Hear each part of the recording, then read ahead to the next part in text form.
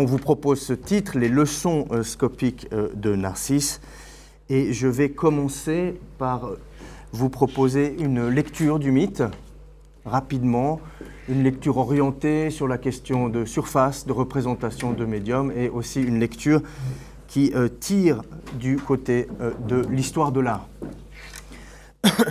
Donc, pour revenir aussi, et peut-être pour embrasser tout ce qui a déjà été dit, il y a dans ce récit fondateur du Narcisse d'Ovide, donc principalement deux phases, deux stades de la réception par Narcisse de sa propre image sur la surface aqueuse, que j'appelle ici, et c'est bienvenu, le stade de l'autre et le stade du miroir.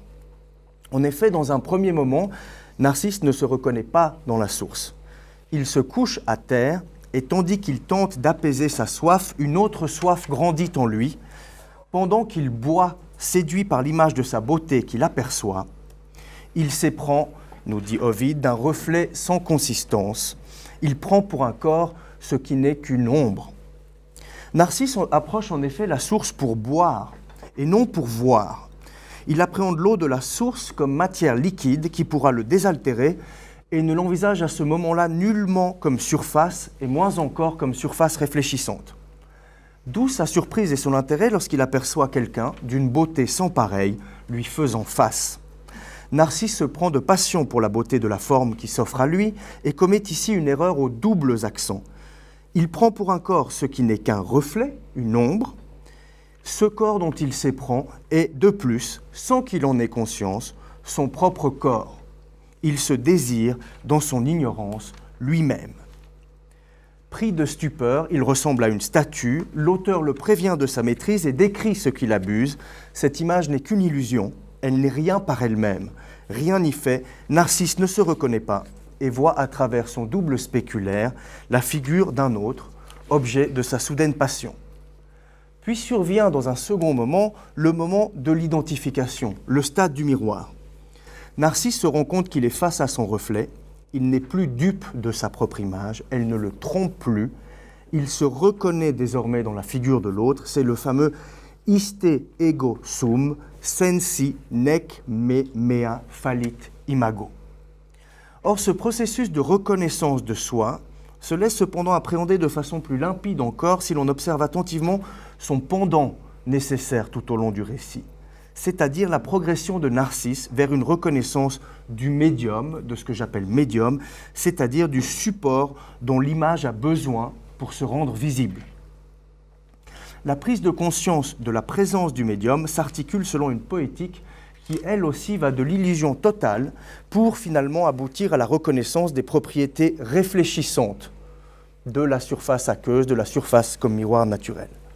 Et là, le premier moment est de même l'ignorance complète du médium. Narcisse se mire à la source et n'y voit pas son reflet, mais bel et bien un autre, réellement incorporé, présent face à lui et participant de la même réalité spatiale.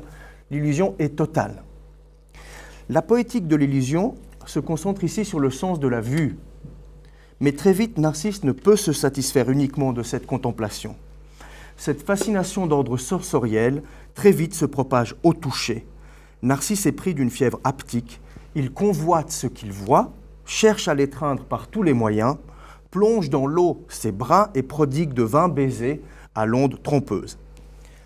Bientôt, la frustration de Narcisse, suite à l'impossibilité d'une rencontre tactile avec l'autre, rend compte d'un nouveau niveau de reconnaissance médiale, la réception naïve du médium comme simple obstacle. Je cite, « Et pour ajouter encore à ma douleur, ni l'immensité de la mer ne nous sépare, ni une longue route, ni des montagnes, ni des murailles aux portes closes, une mince couche d'eau est tout ce qui empêche notre union. Le médium, la fine pellicule d'eau, est appréhendé comme un obstacle transparent au sein d'un même espace de réalité, plutôt que comme le support d'une réalité autre que celle dans laquelle se meut Narcisse.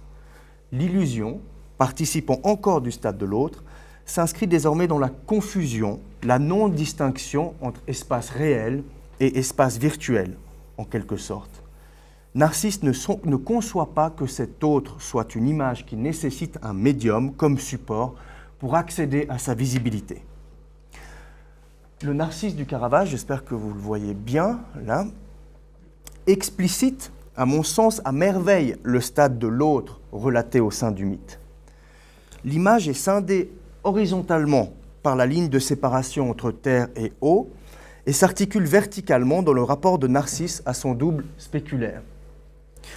La composition scénique se réduit à un close-up, manifestant le jeune homme baigné de lumière sur fond noir, fasciné devant sa propre image, qui émerge, elle, dans une semi-obscurité. L'éphèbe irradie l'image dans cet effet de clair-obscur, et le double se fragilise dans la pénombre. Ce contraste éloquent entre les deux acteurs de l'image met en relief par ailleurs leur altérité. La figure du double est évanescente, elle semble prête à disparaître à tout moment, à se replonger dans l'abîme d'où elle vient. Différents détails corporels thématisent de façon subtile les deux fascinations sensorielles de l'adolescent à la source. Sa main droite s'appuie au bord de l'eau et, sans effleurer la surface, s'y reflète.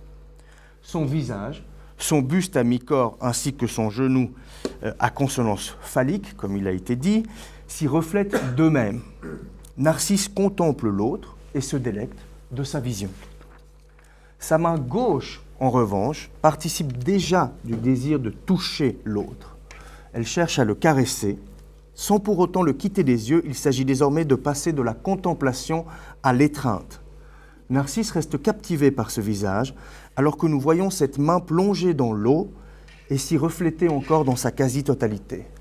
Une très légère onde, scintillant autour de la paume de la main gauche, comme le long du tracé spéculaire, nous laisse subodorer la présence de la surface. 2 instants de la captation sensorielle de cet autre par Narcisse dialoguent en effet d'une main à l'autre. Ces 2 mains constituent également 2 points de jonction à la surface de l'eau, scellant la figure de Narcisse à celle de son double en une forme circulaire ininterrompue. Le genou droit de l'adolescent, dénudé et mis en pleine lumière, occupe, avec son reflet, le centre de la composition et constitue le pivot de ce cercle d'illusion homo-érotique, de ce demi-cercle dédoublé au miroir. Ce membre en turgescence, associé au genou gauche qui, lui, non reflété, est couvert d'un vêtement marqué d'une fente en son milieu, signale peut-être la pulsion sexuelle qui gouverne Narcisse, abusé par son reflet. Enfin, ce membre qui fait saillie et se dirige dangereusement en direction du spectateur peut aussi se laisser appréhender comme un symbole de contact, de pénétration de la surface, et peut-être bien autant ici de la surface tableau que de la surface aqueuse. Il nous rappelle un dispositif de mise en abîme médial au sein duquel le spectateur assiste à travers la toile écran à l'ivresse de Narcisse pour son double représenté au miroir écran. Ovide laisse ensuite entendre que Narcisse découvre le synchronisme entre les mouvements de l'autre et les siens propres. Et enfin, le moment de l'identification intervient. Narcisse reconnaît l'autre comme étant sa propre image à la surface de l'eau, son reflet.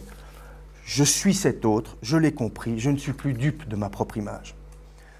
Les propriétés médiales de la surface aqueuse lui sont dévoilées. Narcisse est face à une surface réfléchissante, un miroir naturel qui lui rend ses propres traits.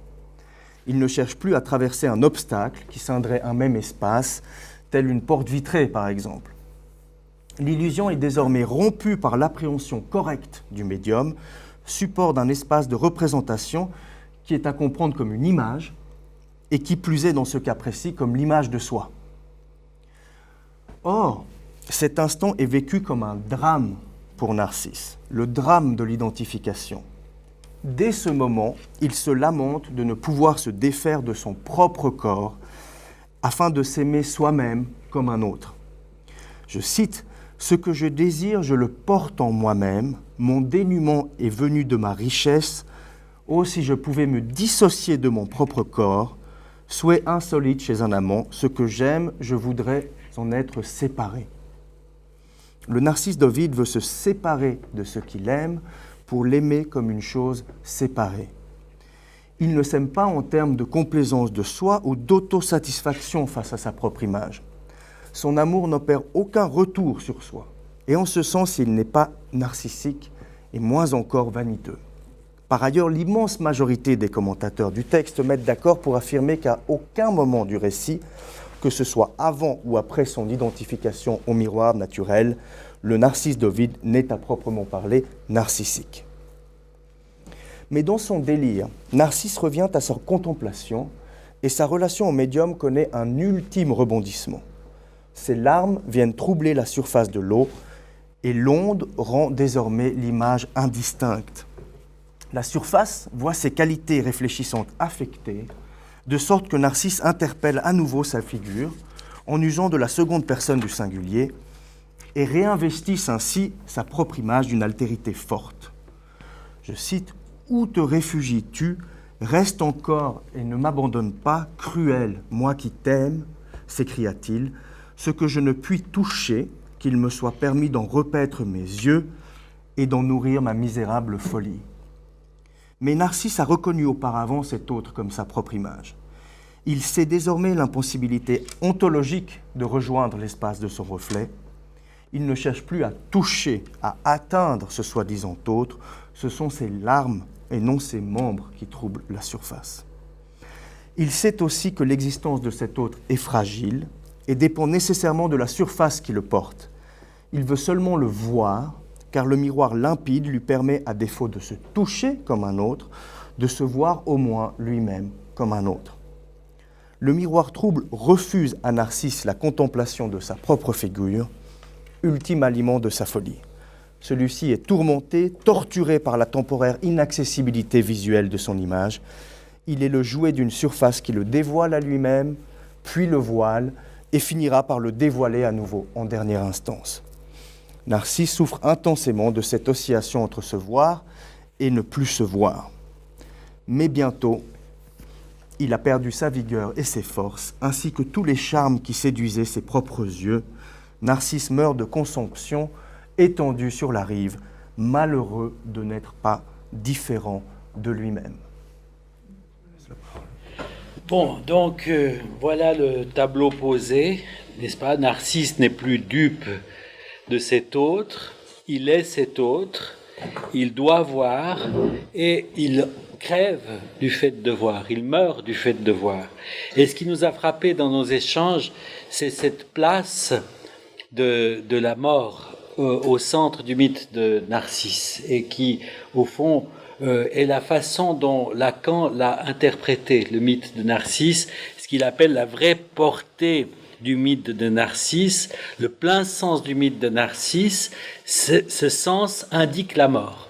Donc ça, c'est le point qui peut-être rejoint, enfin on ouvre aussi avec ça la discussion qui a été amorcée ce matin, c'est la question de la présence de la mort dans le mythe de Narcisse. Le rapport à l'image instaure une tendance au suicide, et que le mythe exprime essentiellement cette tendance au suicide.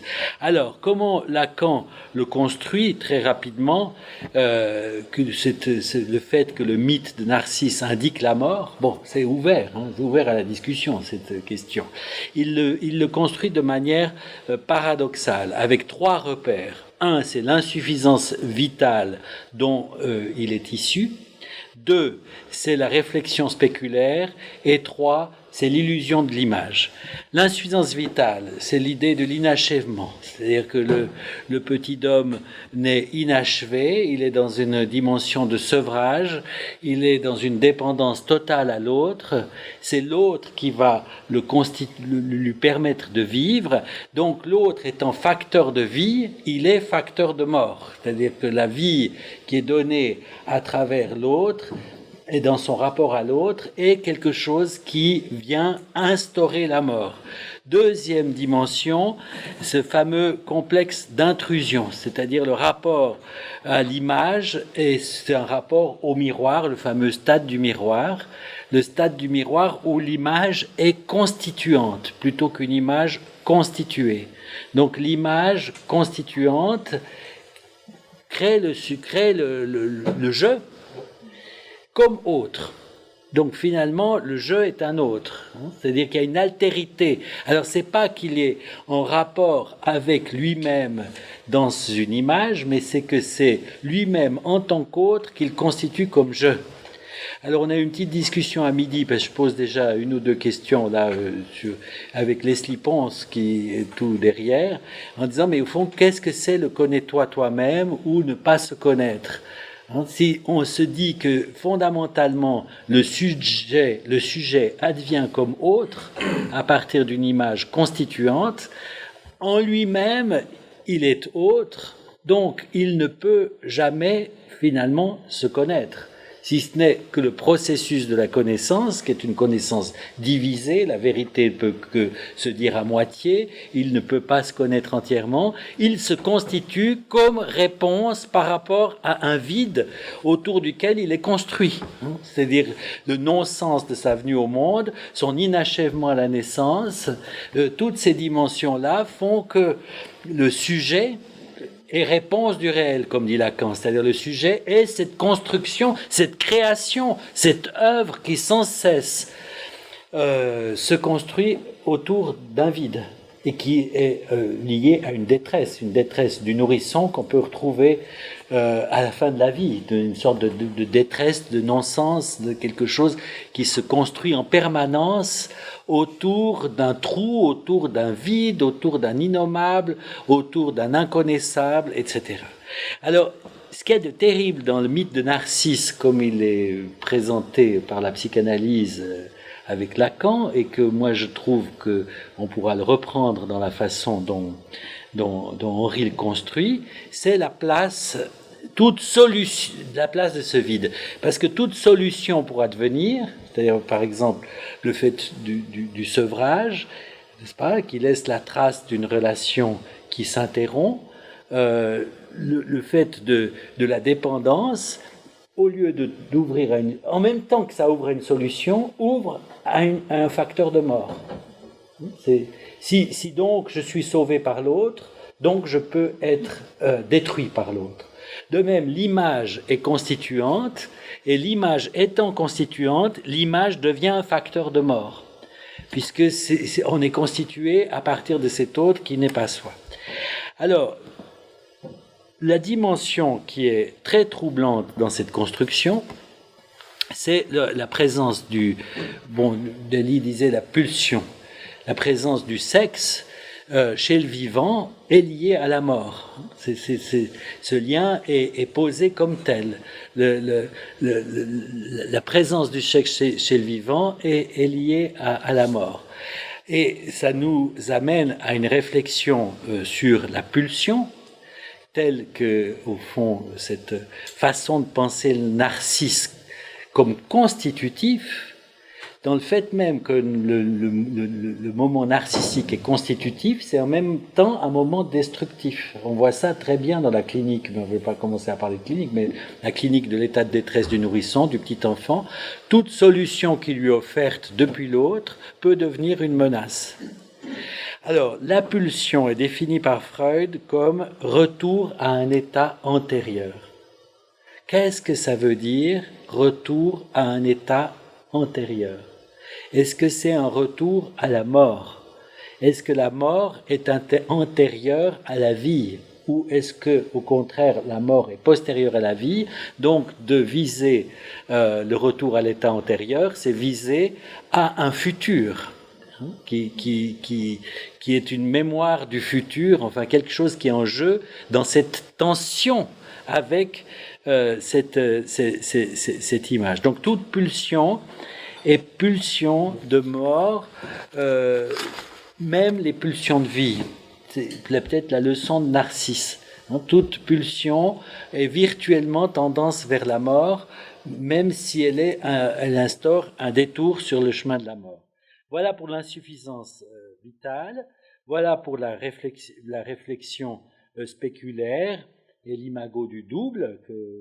Alors le troisième point que je trouve très complexe dans la discussion que propose Lacan, c'est l'histoire de l'illusion de l'image. Qu'est-ce que ça veut dire, l'illusion de l'image? Parce que tout tombe, comme dans le geste de Narcisse en eau trouble, sur le trouble de l'eau qui, au fond, révèle quelque chose où le sujet ne se distingue plus de son image. Alors, se distingue-t-il ou ne se distingue-t-il plus de son image? Est-ce que c'est un transitivisme qui s'installe?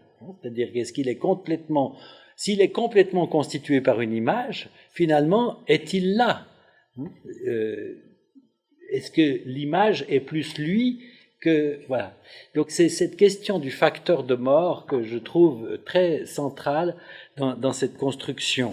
C'est-à-dire, en d'autres termes, si on maintenant, moi, je trouve que ce serait bien de faire un retour aux images, et au fond, en quoi les représentations issues directement ou indirectement du mythe de Narcisse indiquent ou pas quelque chose du sens vers la mort de l'illusion de l'image. Je reprends alors. Ce qui était très intéressant dans cette réflexion aussi, c'est qu'on a des moments que connaît l'enfant de Lacan ou que connaît Narcisse qui sont en apparence diamétralement opposés. Le stade du miroir est caractérisé chez Lacan par une instance jubilatoire, non? Le ha-ha, mais qui s'avère dans un second moment comme un drame. Il le dit lui-même, puisqu'elle le constitue, mais l'aliène primordialement, puisque comme tu le dis, il ne se distingue pas de l'image, il s'identifie à ce qu'il n'est pas et passe à côté de ce qu'il aliène. De l'autre côté, chez Narcisse, on a ce drame de la reconnaissance en disant « Mon Dieu, c'est moi, je veux me séparer de ce que je suis pour l'aimer comme une chose séparée ». Et on a Comment peut-il aimer s'il n'est pas ce qu'il est? Exact. Et on a cette idée qu'on avait développée, c'est que Narcisse, du moins dans un premier moment, ne voit pas la part de soi qui constitue cette image qui est son reflet.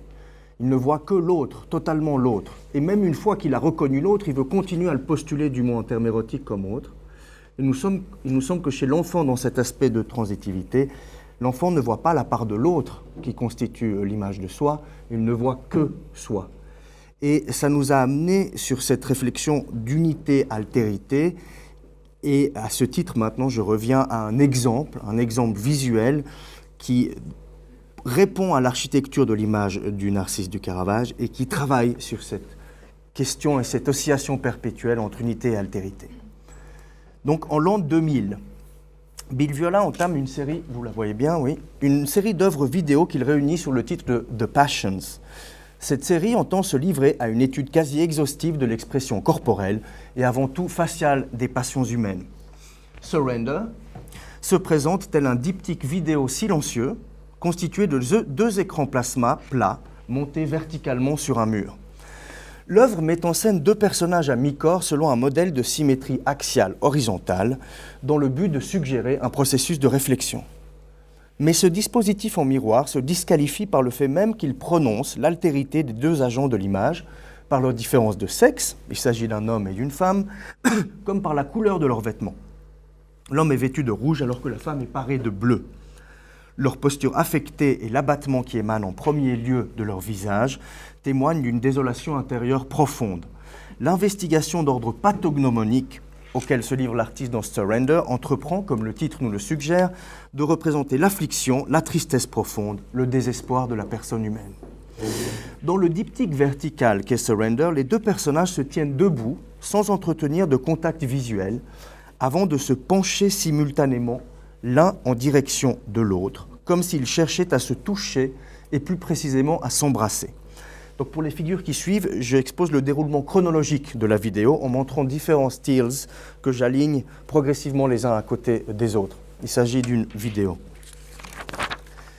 Or, à l'instant où les deux personnages se trouvent pleinement inclinés l'un vers l'autre, on distingue leur reflet, vous pouvez le voir là, en mouvement sur une fine bande aux extrémités reliées des deux images. Leurs visages, en effet, ne peuvent se rejoindre et se trouvent bientôt confrontés à l'existence d'une surface aqueuse en bordure des deux panneaux. Sur cette note, les deux acteurs achèvent leur descente et leurs visages rencontrent l'eau. Ils se redressent enfin et leur immersion agite naturellement la surface. De l'eau, telles des larmes, s'écoulent alors de leurs visages, affolant plus encore cette même surface. Or, curieusement, on commence à le percevoir là, c'est l'image même de leur corps et non de leur reflet qui se met à onduler. Cette oscillation gagne du terrain et envahit progressivement les deux écrans. L'on prend alors peu à peu conscience que ce n'est pas leur corps à mi-buste qui se donne à voir à nos yeux dans la quasi-intégralité de l'image, mais bel et bien le reflet de leur corps. En conséquence, la mince bande qui était censée représenter leur reflet en bordure de l'image nous donne en réalité un accès direct à leur personne. Le trouble de l'eau nous dévoile donc un dispositif scopique engageant non pas l'image des acteurs, mais les reflets de leurs images, leurs deux doubles spéculaires. Viola filme la surface aqueuse et non directement les personnages. Le spectacle de leurs mouvements saisis par la vidéo nous parvient par l'entremise d'un miroir naturel. Ainsi, nous nous trouvons en quelque sorte à double distance médiale d'eux. Est-ce que c'est clair, le fait que dans un premier moment de la vidéo, on pense avoir accès directement à leur corps, alors qu'en fait on a accès à leur reflet qu'on voit onduler là, et ce qu'on pensait être leur reflet et leur corps. Donc vous avez cette vasque, la personne qui est là, et la vidéo qui prend le reflet. Ce dont on ne peut pas se rendre compte au début. Ce n'est que le trouble qui va nous le révéler. Et donc l'artiste joue ici sur le degré de réalité de ce que nous dévoile l'image. L'image d'un corps qui en réalité s'avère être l'image du reflet d'un corps. La vérité de l'image, pour ainsi dire, nous est révélée grâce au trouble. De plus, Surrender dépasse la représentation traditionnelle du pathos en usant des propriétés réfléchissantes de la surface aqueuse, et surtout en y appliquant le trouble. La distorsion des traits physiques des acteurs, déterminés par la passion qui les habite, se voit en effet accentuée par le trouble du médium. La perturbation croissante de la surface vient dépeindre de façon plus intense encore l'émotion qui saisit les deux acteurs de l'image. L'œuvre ajoute donc à un jeu d'acteurs appuyant la déformation de leurs traits corporels, la distorsion du support de leur propre reflet, dans l'intention de représenter de la façon la plus extrême qui soit les passions humaines, en l'occurrence la tristesse. Au regard de l'image reflétée des deux acteurs, Surrender fait en définitive intervenir le trouble de la surface de façon à attiser plus encore le trouble de leur face. Or, le fil qui relie littéralement le miroir naturel aux faciès dévastées est un ruisseau de larmes. La larme, de par tradition la manifestation la plus explicite de la tristesse au visage des affligés, est en même temps ici le fauteur de troubles venant marteler la surface. En effet, leur face pénètre délicatement l'eau. Lorsqu'ils émergent, la surface prise de convulsion se met réellement à onduler, puis le flot qui se déverse de leur visage vient encore heurter la surface. Il semble un torrent de larmes. En vérité, l'espace de représentation dans sa totalité même n'est que larmes. Bill Viola, en effet, au cours d'un entretien avec l'historien de l'art Hans Belting, nous explique avoir encouragé ces deux acteurs, Webber Garretson et John Fleck, à considérer cette vasque comme remplie des sanglots de tous ceux qui ont un jour pleuré. Il leur fallait donc se pencher pour s'immerger à la source de toute tristesse. Lorsqu'ils émergent, leur face s'est en quelque sorte imprégnée de ces larmes universelles et les déverse à nouveau sur la surface de ce puits de tristesse. Ce cycle d'inclination, d'immersion du visage et de redressement est répété par 3 fois et agite à tel point la surface de l'eau qu'elle finit par distordre leurs deux corps jusqu'à les dissoudre pratiquement en une arabesque de lumière et de couleurs. Ainsi, le procédé même de représentation des deux protagonistes dans First Surrender, procédé qui se dévoile au travers de la bimédialité de l'image, donc un écran plasma qui nous délivre une image mouvement reflétée et troublée au miroir naturel qu'est la surface de l'eau. Donc un tel dispositif métamorphose progressivement leur visage et leur buste en émotion pure.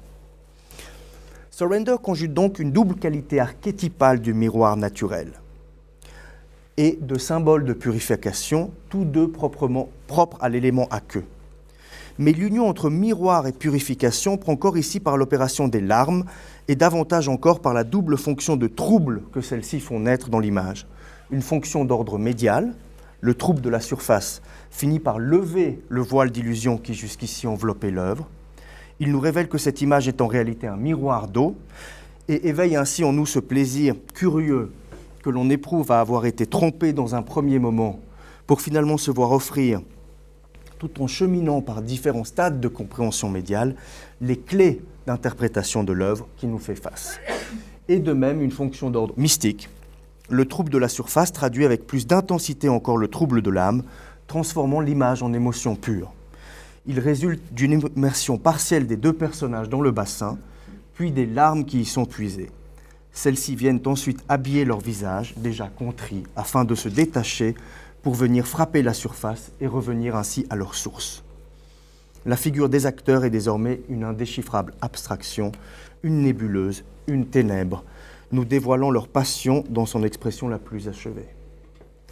Alors, si on reprend ce mouvement, on peut le voir comme un mouvement entre le sujet et l'autre, dans un mouvement à la fois constitutif et de disparition.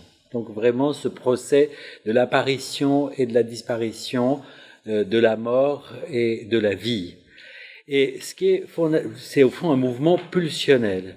Ce qui est fondamental au niveau de chaque pulsion, c'est cet aller et retour à travers laquelle elle se structure. Aller-retour. À partir de là, on se dit, on a deux temps, aller-retour ou inversion au contraire. Ce que maintenant on pourrait amener, c'est que c'est pas deux temps, comme le dit Freud. J'aimerais juste vous donner un petit fragment de Freud dans Pulsion et destin des pulsions, parce qu'il est peut-être utile pour nouer la discussion sur la constitution d'une image. Donc, Freud dit, il n'y a pas deux temps, il y a trois temps. Je me permets de vous le lire. Premier temps, regarder comme activité dirigée sur un objet étranger. Deuxième temps, abandon de l'objet, retournement de la pulsion de regarder sur une partie du corps propre. En même temps, renversement en passivité et instauration d'un nouveau but, être regardé. Donc, premier temps, regarder. Deuxième temps, être regardé. Et ensuite, il introduit un troisième temps, introduction d'un nouveau sujet auquel on se montre pour être regardé par lui, c'est-à-dire se faire voir.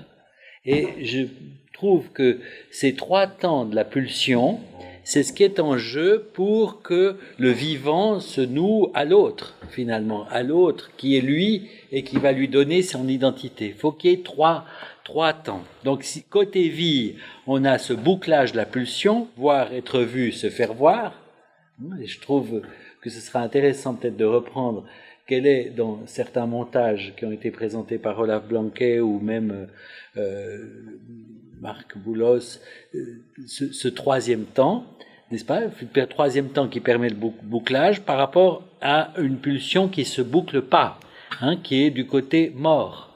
C'est-à-dire qu'il y a une pulsion de vie, une pulsion de mort, mais on peut décliner ça jusqu'à une pulsion scopique de mort, qui est très centrale dans la construction de Henri. C'est-à-dire que ce côté de la pulsion qui retourne à l'état antérieur, qui est une pulsion de mort, dans un mouvement de vie qui ne peut pas se boucler à travers ces trois temps de la pulsion. Donc le destin de la mort dans la vie, naître, c'est entrer dans le registre de la mort est en jeu dans la procréation, c'est la leçon de Narcisse. Oui, et on retrouve peut-être aussi ces trois temps dont on a parlé aujourd'hui de relations tripartites, on a aussi vu avec Olaf. On voit ici, par exemple, dans cette œuvre, qu'elle s'inverse. À chaque bouclage du loop de la vidéo, l'homme va derrière et la femme va devant. Et on se rend compte, quand on regarde la vidéo, qu'elle ne va pas sans ce tiers, cette présence d'un tiers, on la trouve aussi déjà chez Philostrate, qui est celle du spectateur. Donc on n'est pas dans un mouvement à deux, on est toujours dans un mouvement à trois. Cette image est un mouvement à trois. Absolument, c'est ça.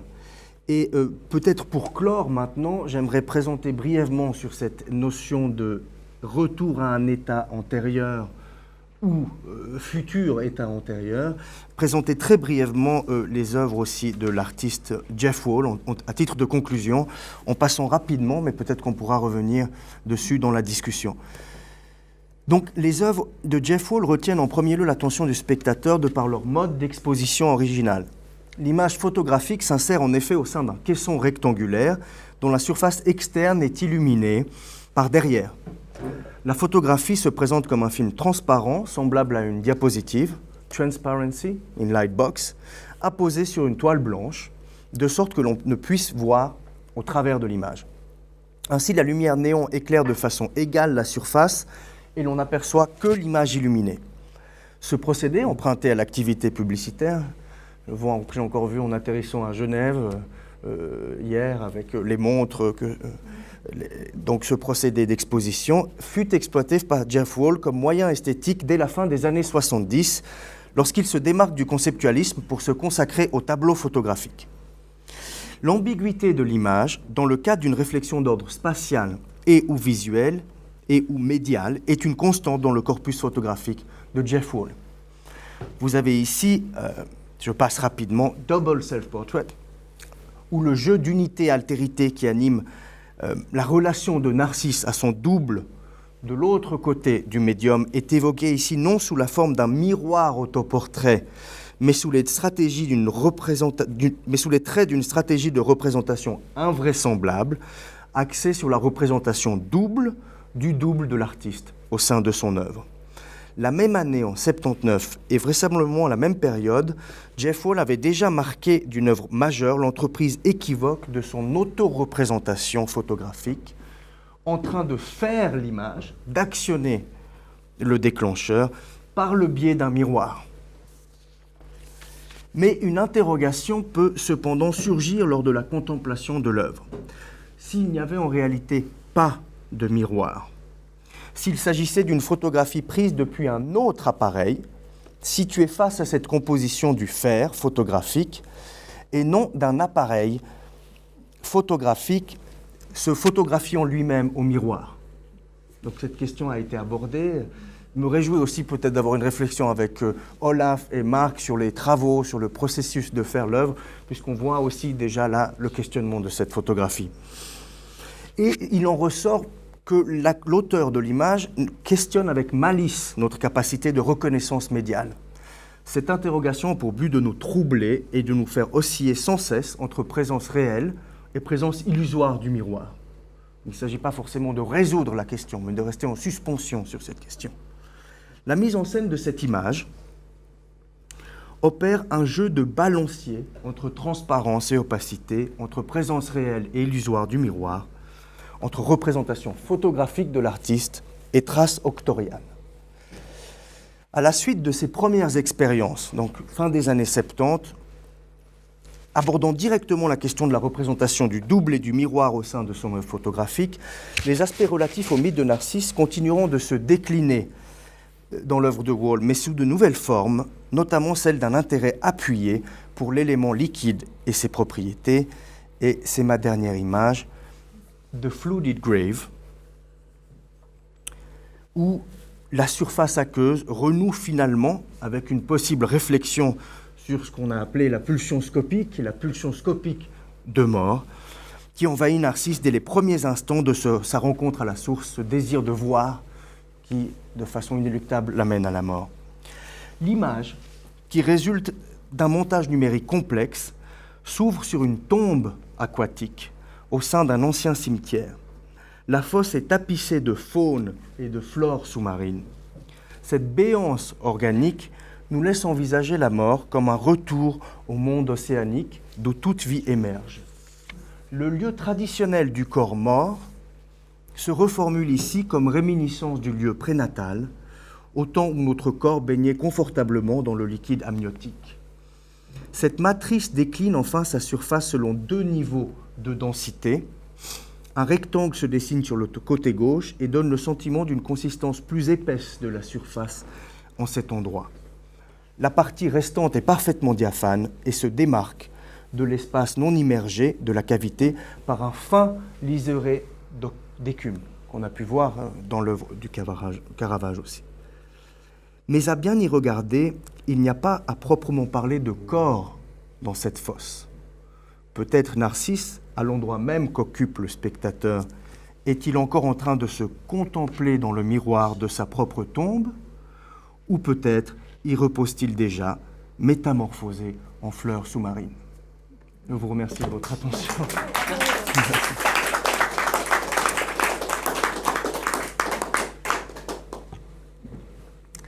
Alors, nous pouvons ouvrir la discussion sur cette intervention et puis aller au-delà. Que dans le livre des songes d'Apollinaire, se regarder, voir son reflet dans l'eau était le très utile. Rêver son reflet dans l'eau était signe de mort. Donc c'est curieux comme ces histoires reviennent récemment. Je me demandais si le mix de Narcisse n'est pas un mix mélancolique.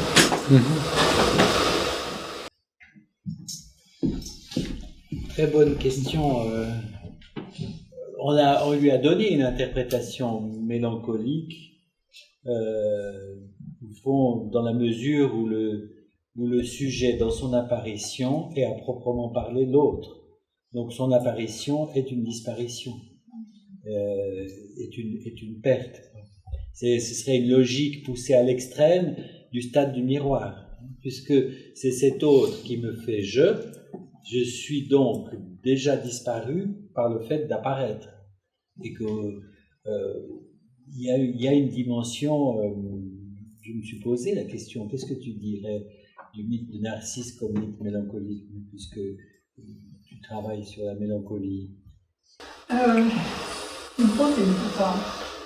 C'est vrai que j'ai été très concentrée toute la journée et à aucun moment j'ai fait le lien entre, sans y réfléchir, entre ce que j'imagine, ce qu'est la mélancolie, même chez Hippocrate. Pour moi, dans la mélancolie, ce qui apparaît très très clairement, c'est la notion de terreur qui fragmente complètement, mais c'est pas forcément la terreur de soi, enfin, c'est pas comme ça que j'ai la compris. Et puis la notion de désespoir complet, je n'ai pas trouvé que c'était des mots qui revenaient énormément dans le discours qu'on entend aujourd'hui. Il n'y avait pas, sémantiquement, je trouve qu'il n'y a pas tellement de mots communs entre ce qu'on a entendu aujourd'hui et ce que je lis. Je lis beaucoup ces points. Maintenant, si j'essaie de prendre un peu de recul, dans les constantes de la mélancolie, on parle justement de la terreur, du désespoir, de l'autodestruction.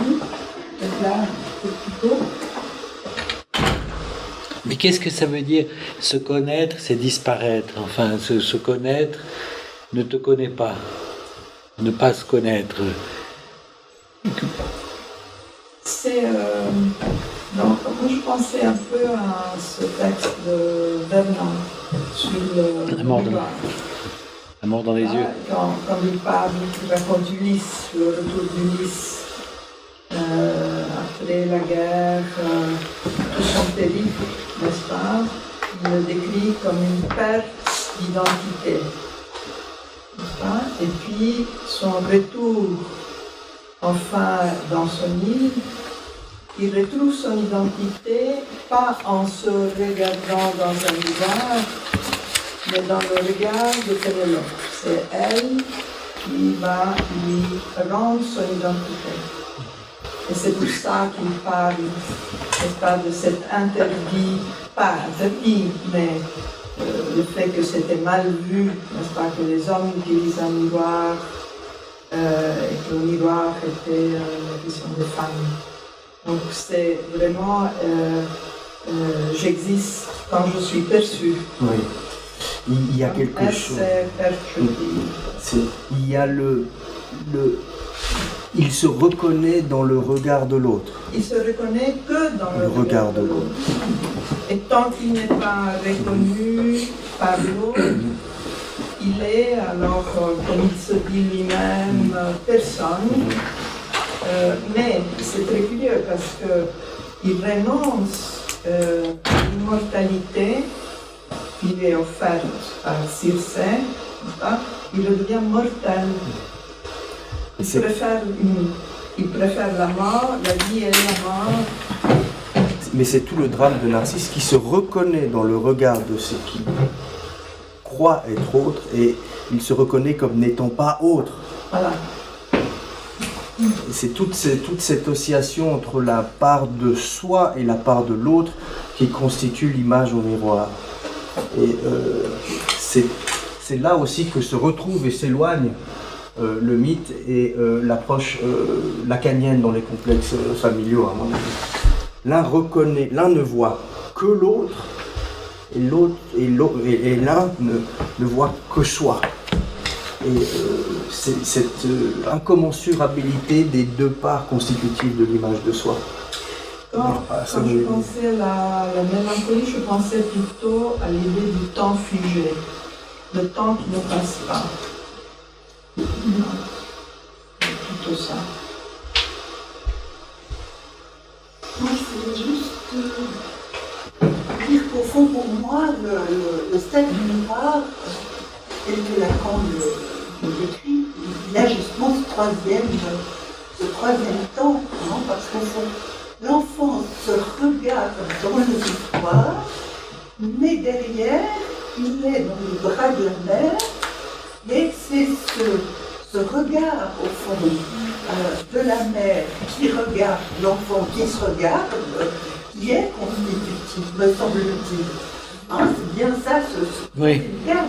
Et dans la clinique, au fond, moi, ce que je trouvais détonnant avec les enfants autistes, ou psychotiques, souvent, c'était que devant le miroir, il fallait qu'on y soit, nous aussi, l'équipe éducative, les gens qui travaillaient avec eux, parce que, au fond, cette image était en effet pour eux très brutale s'ils y étaient confrontés tout seuls, mais avec quelqu'un, ce regard de l'autre qui, alors bien sûr il y a la parole, il y a tout ce qui se dit à ce moment-là, mais c'est ça que je voulais juste relever, qu'il y avait ce tiers qui était cette troisième personne qui, dans le stade du miroir, qui est là, qui regarde le regard de l'enfant qui peut.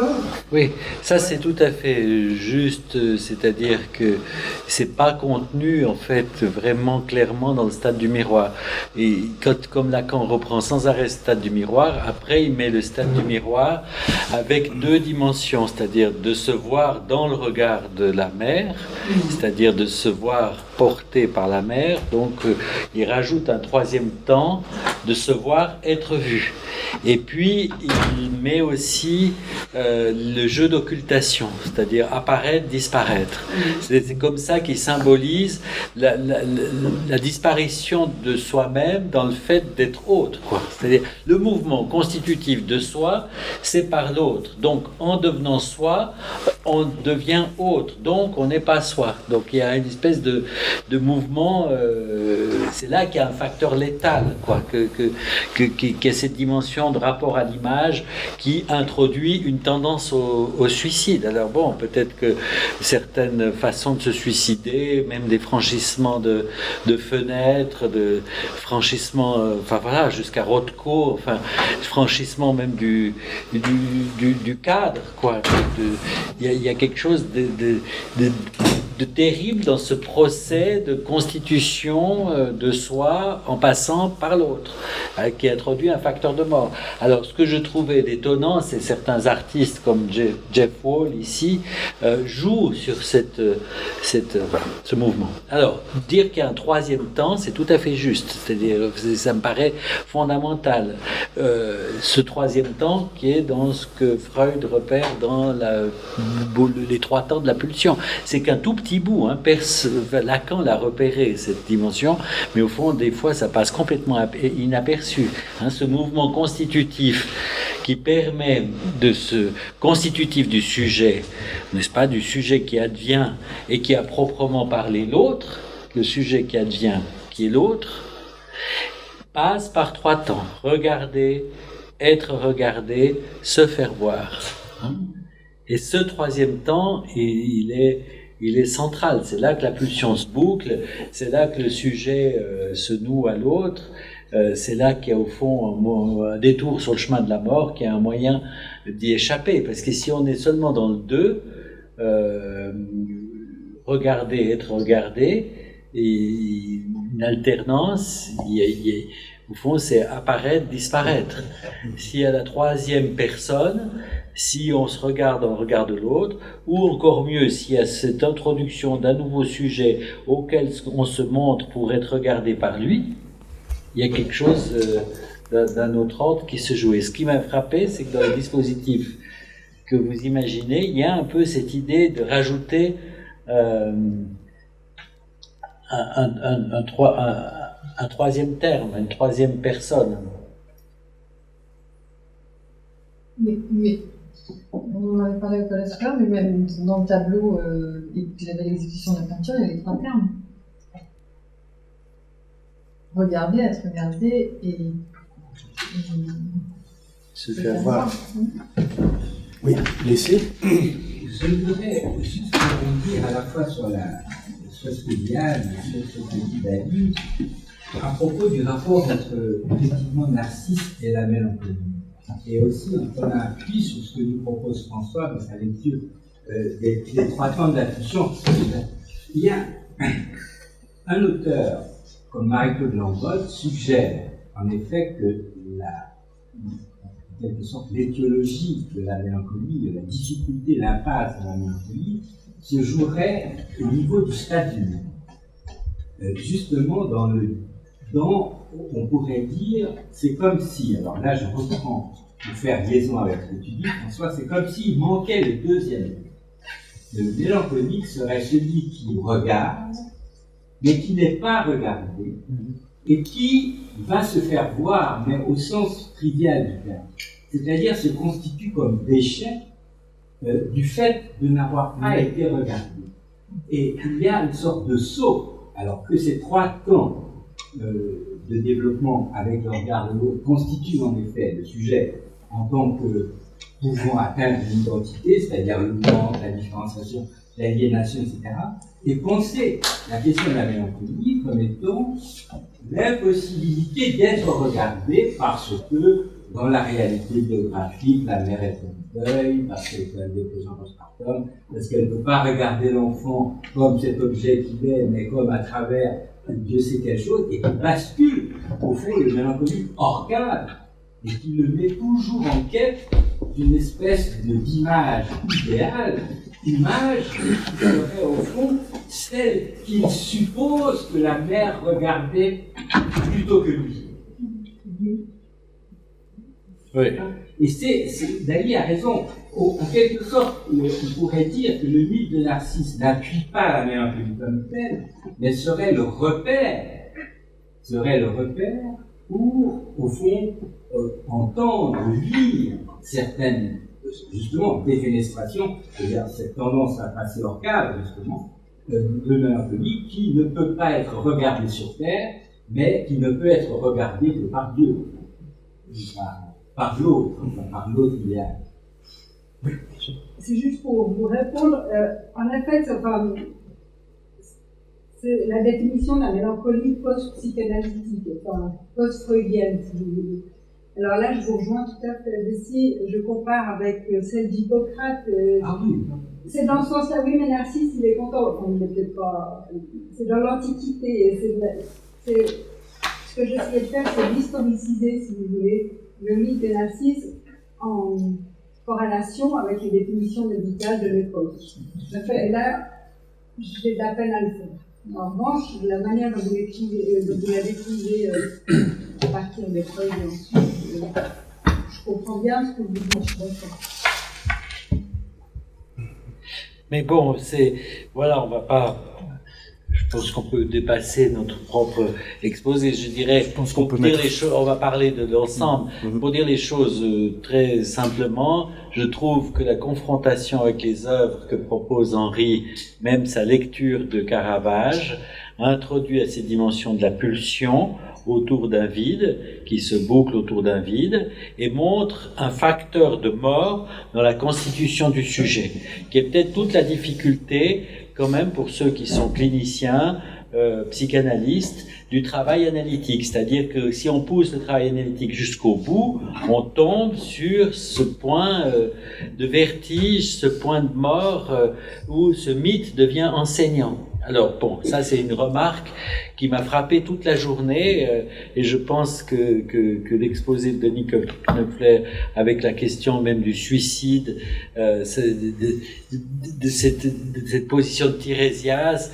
ça m'a beaucoup perturbé même ce que j'avais préparé parce que finalement on avait fait ça de manière plus dialectique, mais le plein sens du mythe de Narcisse comme indiquant la mort dans un mouvement qui en psychanalyse est considéré comme produisant de sujet.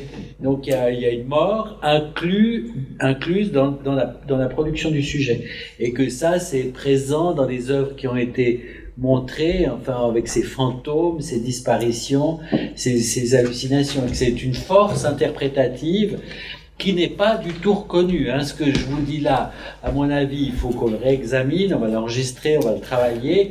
Je me demande même si ça se dit en psychanalyse, vous voyez, c'est-à-dire, mais pour moi, c'est clair que Narcisse, il est tout sauf narcissique. Ça, c'est vraiment le truc le plus net de Narcisse.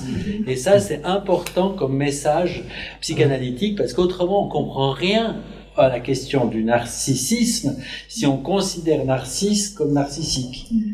Si seulement il était narcissique. Ce serait tellement plus simple, non? Il irait bien, la vie irait mieux. Par contre, la structure narcissique du monde lacanien s'inspire vraiment, touche quelque chose du mythe. Oui, là, le exact. lien peut se faire.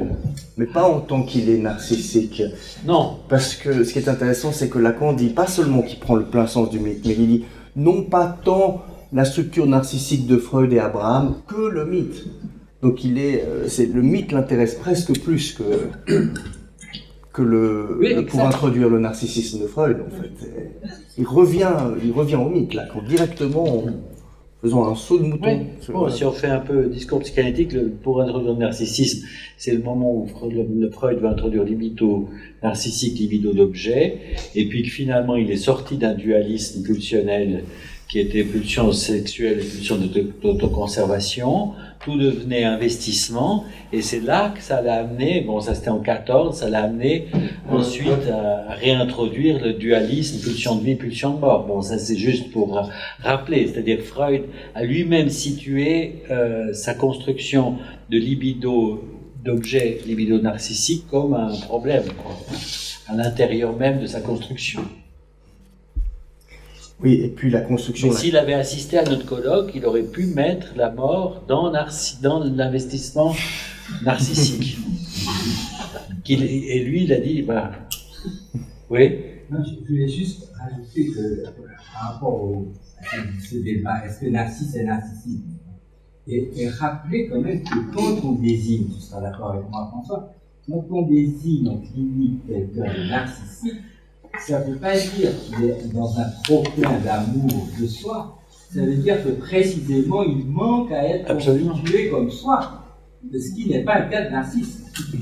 C'est qu'il lui manque, au fond, il a raté quelque chose, une marche à pas fonctionner, et que c'est ce défaut de constitution qu'on désigne comme narcissique.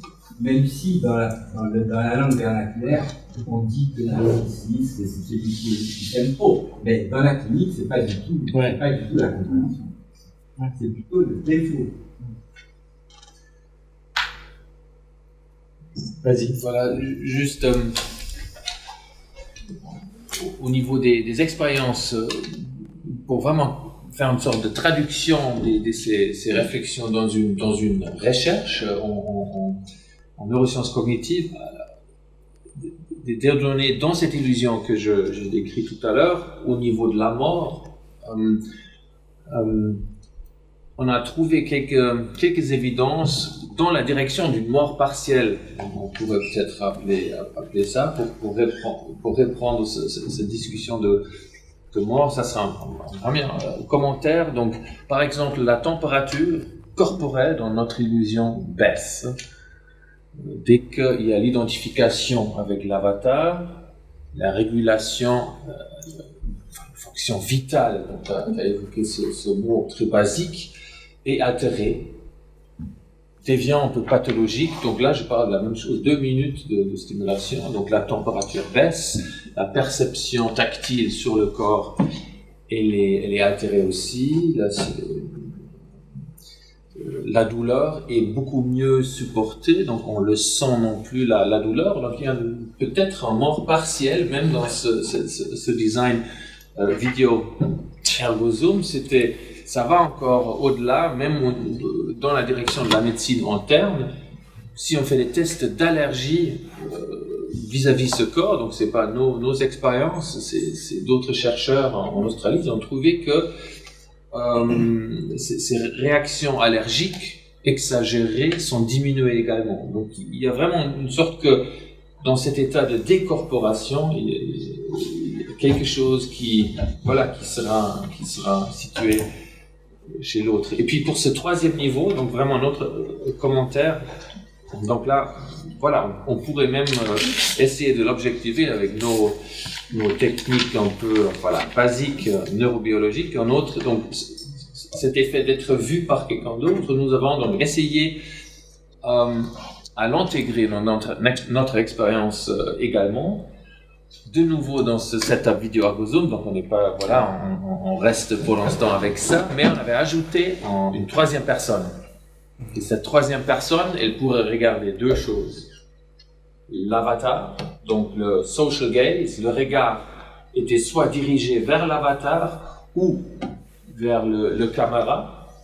Donc, une fois regardé vers Narcisse qui est en train de regarder, ou regarder vers la personne qui regarde, et on trouve, c'est des changements très faibles, mais une modulation de cette altération dans notre paradigme. Et c'est d'ailleurs aussi quelque chose qui m'avait frappé à Liverpool, comme c'était la nuit d'inauguration de Echo. Il y avait 200 personnes, c'est pas beaucoup de monde, et le comportement de la personne qui était dans le spotlight dépendait énormément, bien sûr, du monde autour. C'est presque trivial, mais là, on voit ça dans si on veut dire en neurosciences, dans l'animation, mais cet aspect d'être vu également dans cette œuvre-là, où c'était encore beaucoup plus sensible, je crois, par rapport à de la peinture aux autres éléments. Là, vraiment, comment cette personne va se comporter et va être en résonance avec son image dépendait là énormément du monde autour. Et là, c'était pas une seule personne, mais c'était une masse de personnes. My French is not so good, so I understand that we're talking about the specular third person that is somehow implied in narcissistic interaction. I said to you before, there's an ambivalence whenever I'm talking about the work because I say the word audience, and really when I was making it and experiencing it, it is myself. And when I showed you the image of the video as I was preparing it, I had myself on screen. So there's this interaction between me, my image, and then for me, the specular audience, who's not present but will be present when I am not there, who I'm building it for. And then I think as well, when the audience is participating or seeing themselves, they see themselves, or they experience their bodies and their images. And there's, of course, the gaze of the people around them, but there's the specular authorship of me who has constructed the video. And I think that this is something similar to, I'm not a Lacanian analyst or theorist, but from what I know of the mirror stage and the final stage, there's a recognition of the parent holding the baby, that there is this kind of symbolic presence implied. Like even as it's an constructing the imagination and rejecting the real. Is that how it works? I don't even know. But there is this kind of authority in my work, at least. C'est pour reprendre la discussion qu'on avait eue avec Marc, c'est peut-être quelque chose qu'on pressentait, mais c'est quelque chose qui maintenant est sur la table et qui est peut-être quelque chose d'essentiel en termes aussi de dénominateur commun, c'est qu'on le retrouve dans le mythe aussi par l'interpellation et l'entrée en jeu de l'auteur qui interpelle Narcisse en train de se regarder. Dans Philostrate, Dans le Caravage, avec cette mise en abîme médial, c'est qu'on n'est pas dans une structure à 2, on est dans une structure à 3. Et c'était cette présence implicite, cette présence presque en termes de traces, comme ça, cette empreinte d'un troisième. Et là, peut-être le discours aussi psychanalytique peut se retrouver là dans le fait qu'on n'est pas simplement dans unité, altérité, l'un, l'autre, en termes de pratiquement duel ou dualiste, mais il y a un troisième qui vient conditionner, inhiber, peut-être aussi ouvrir cette relation duale de soi vis-à-vis de l'autre. C'était un peu ça l'idée de notre discussion. Quel est le rôle du spectateur, peut-être le rôle du lecteur, le rôle du public, du créateur. And also in the images of many self-portraits, there's the implied presence of a mirror. So you have the idea of the painter, the canvas, and the mirror, and one of these is, or two, are usually invisible.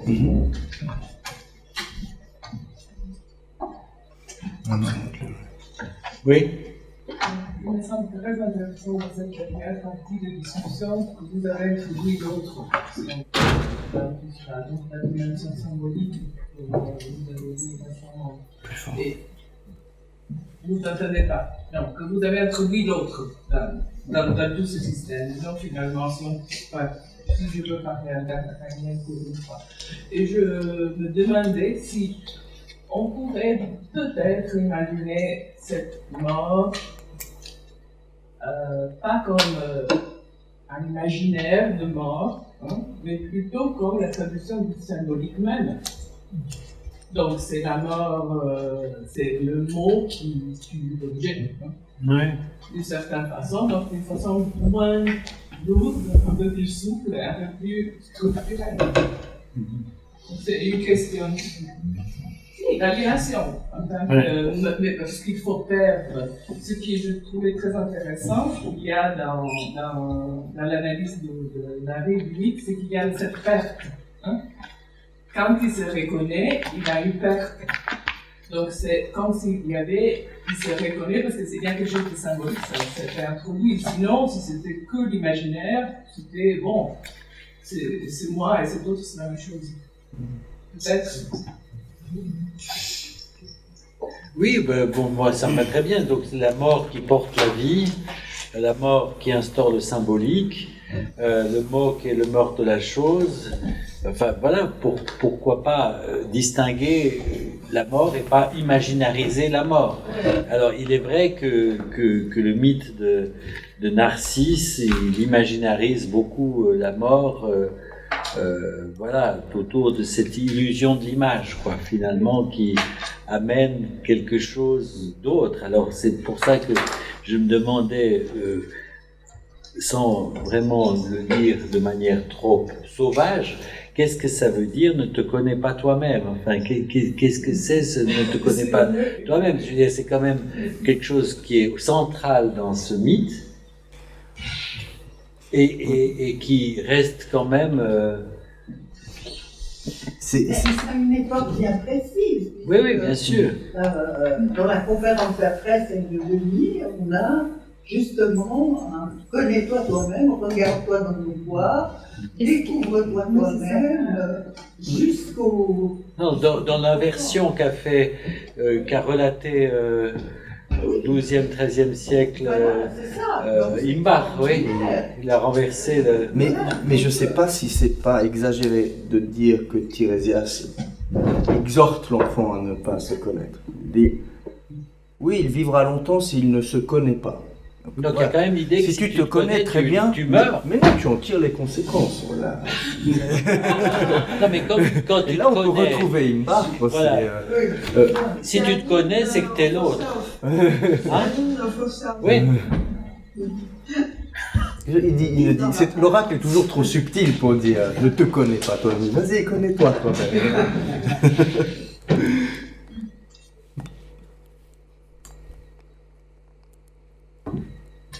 Oui. Moi, je voulais juste rebondir sur les expériences de cette personne qui est filmée, qui a son avatar Ils ont tous, c'est toujours une distance de 2 mètres, parce que ça doit peut-être changer d'un sujet à l'autre.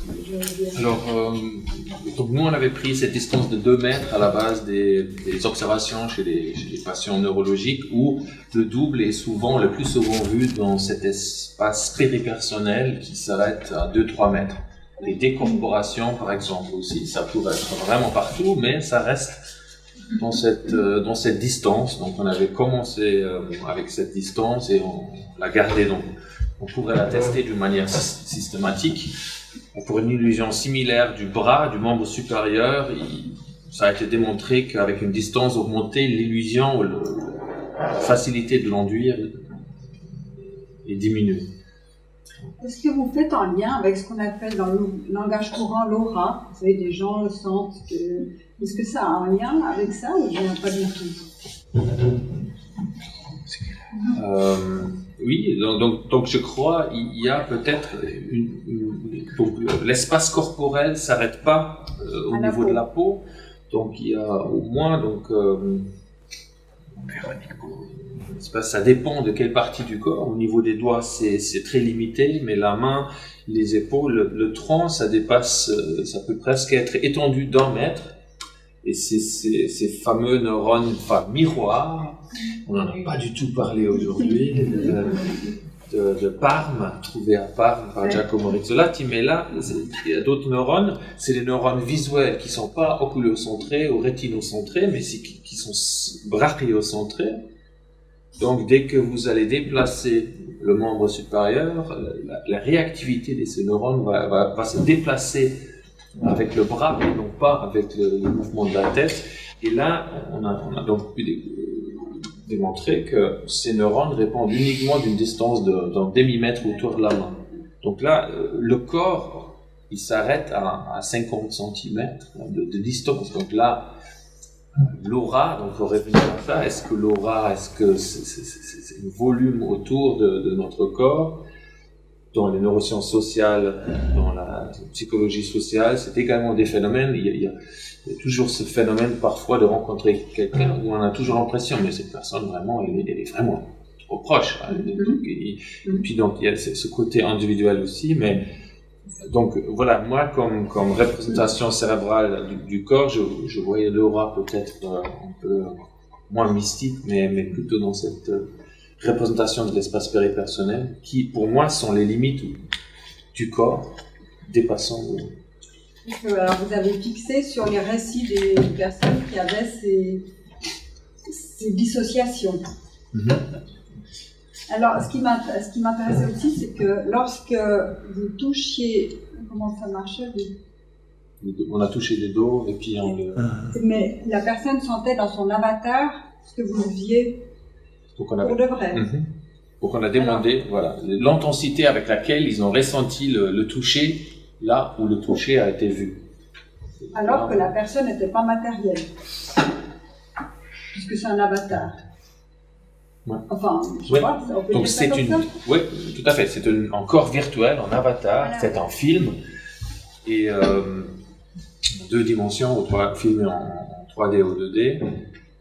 Et puis ça induit dans notre système une illusion que le toucher est localisé à la base de la dominance visuelle, pas là où il est ressenti, mais là où il est vu.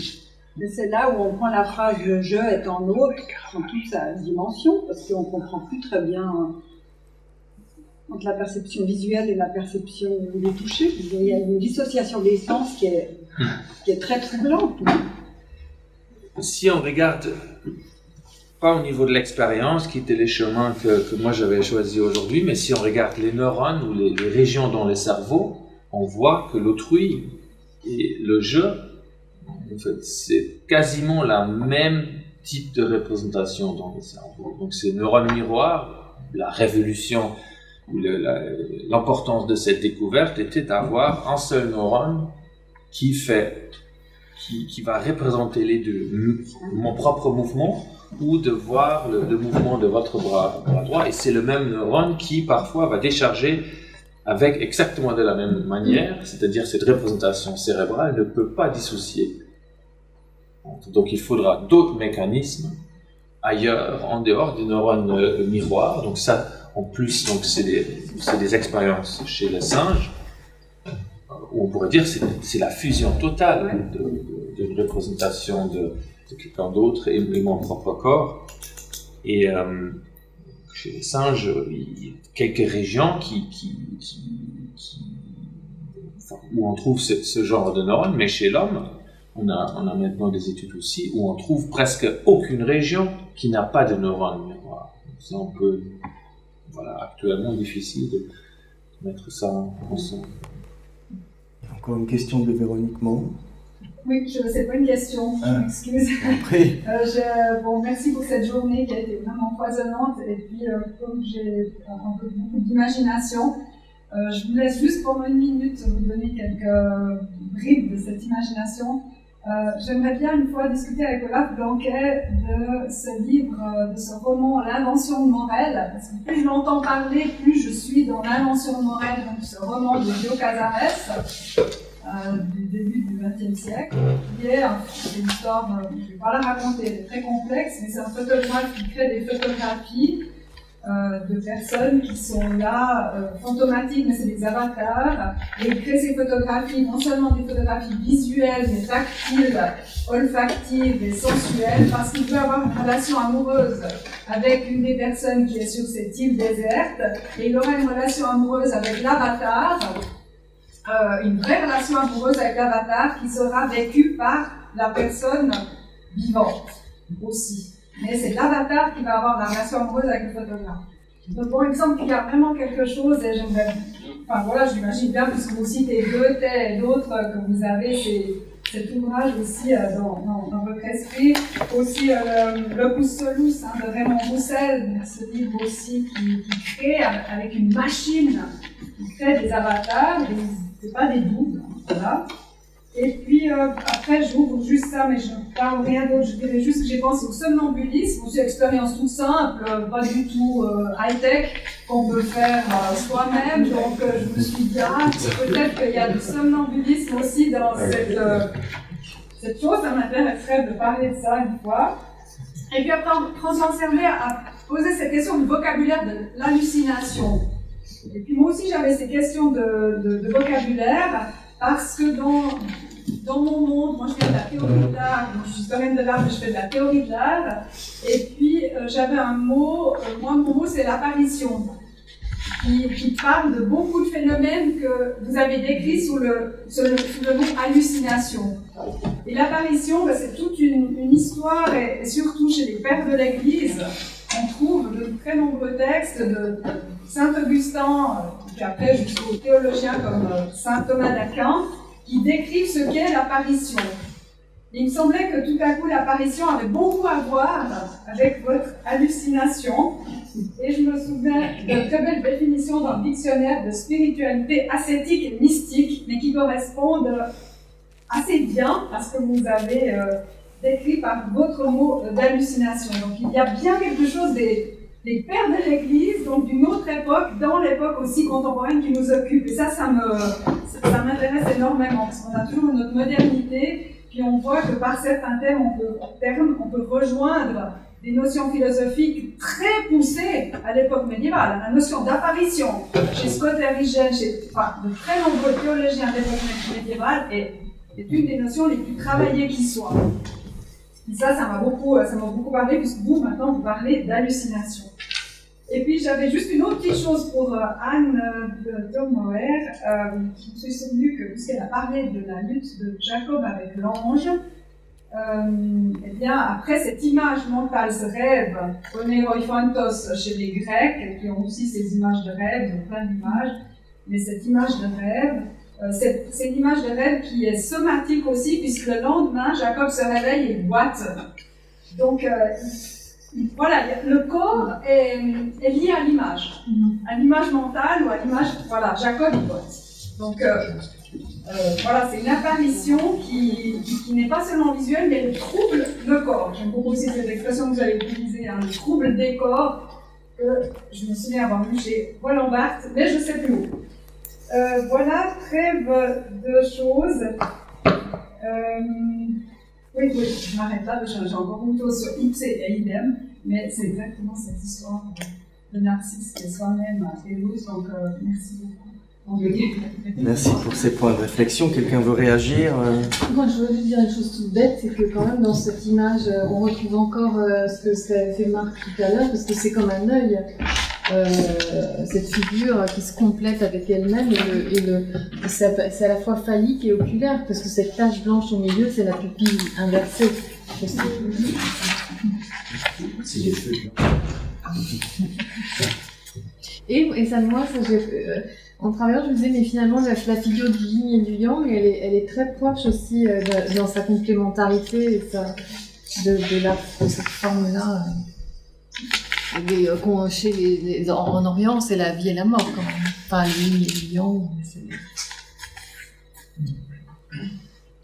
D'autres interventions? Encore? Oui, je vous en prie. C'est juste pour rebondir sur le terme d'apparition, parce que là, justement, il y a la mélancolie. C'est très important.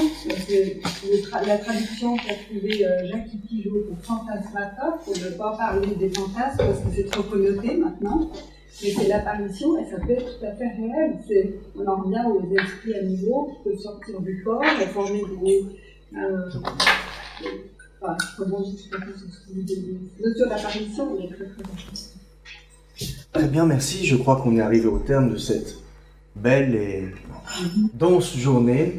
J'aimerais remercier encore une fois tous les intervenants, tous les invités, tous les participants à cette expérience. Je crois qu'il nous faudra, pour l'instant, je la vois très bien, comme on dit, mais il faudra peut-être aussi un peu de temps pour repenser, digérer un peu de tout ce qui s'est passé. Merci en tout cas de vos stimuli, approches, réflexions, présentations. Et merci aussi à la Fondation Agalma d'avoir rendu cet événement possible, et à François aussi, grâce auquel on a pu développer cette collaboration qui, j'espère pour vous, a été aussi fructueuse que pour nous. Donc voilà le mot de la fin. Merci.